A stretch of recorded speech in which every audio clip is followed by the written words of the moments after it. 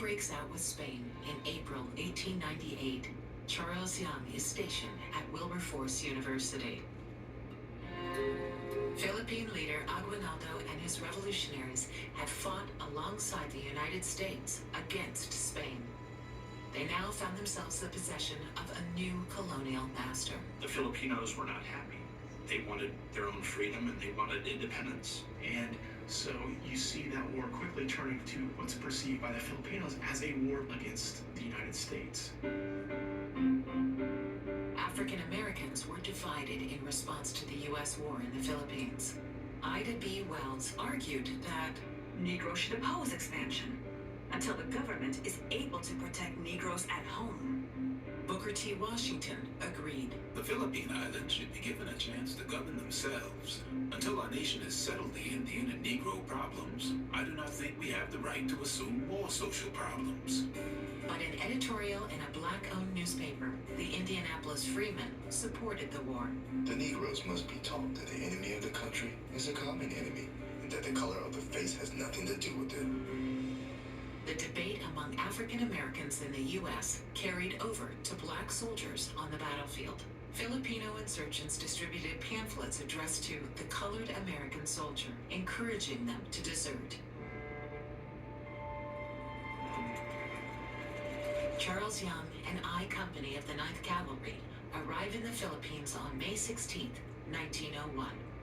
Newly promoted to captain, Young's first mission is to lead the Buffalo Soldiers up the Gondara River to pacify a village called Blanca Aurora. Young set off with I Troop. They were in 3 flatboats being pulled by an armed gunboat. One of Captain Young's officers, Sergeant H.W. Nicholas, described the mission in a letter. We were about 12 days going the 18 miles, off and on the boats, fighting our way up the stream on both sides of the river. They would fight off one ambush, get back on the boats.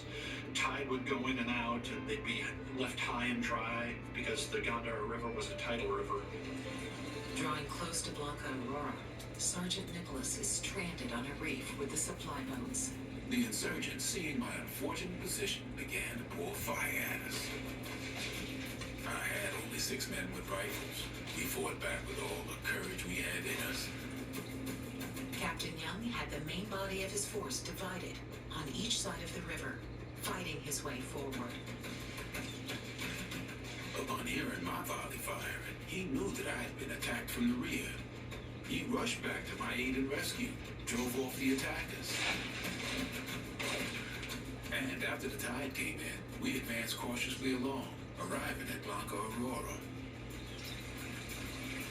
Previous missions to Blanca Aurora had failed, and many U.S. commanders resorted to scorched earth tactics in their fight against the Filipino guerrillas. Charles Young understood guerrilla warfare. He pacified the village peacefully. He gave them security and supplies, kind of separated them from the insurgents. Young's deft touch was so successful that his commanding officer promised I Company a plum assignment after the war. So they got duty in the beautiful city of San Francisco as a reward for their good service in the Philippines. Charles Young and I Company serve for another year in the Philippines and fight in the decisive Batangas campaign against General Malvar. The Filipinos will not achieve their independence for another 44 years.